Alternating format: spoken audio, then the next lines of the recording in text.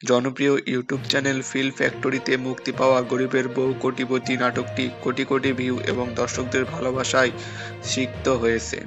নাটকের শেষ মুহূর্তে সলমান খান এবং ফিরোজের সম্পর্কের যে গোপন রহস্য ফাঁস হয়েছে তা দর্শকদের মাঝে ব্যাপক কৌতূহল সৃষ্টি করেছে।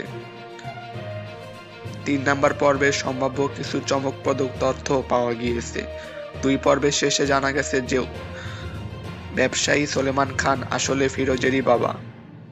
৩ নাম্বার পর্বে দেখা যেতে পারে ফিরোজ তার মায়ের অপমানের প্রতিশোধ নিতে সলমান খানের মুখোমুখি হবে।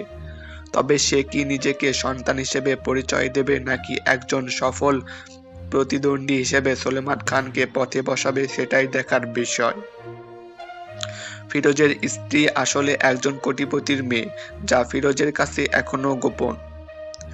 ৩ নাম্বার পর্বে স্বামীর কোম্পানিকে দেউলিয়া হওয়ার হাত থেকে বাঁচাতে সে তার বাবার ক্ষমতা ব্যবহার করে নেপথ্য থেকে বড় কোনো চাল চালতে পারে। হয়তো ফিরোজের আগোচরেই সলমান খানের ডিলটি আবারও ফিরোজের হাতে চলে আসবে। ২য় পর্বে সলমান খানকে যেভাবে অহংকারী চরিত্রে দেখা হয়েছে, ৩য় পর্বে তার সেই দর্প চূর্ণ হওয়ার প্রবল সম্ভাবনা রয়েছে।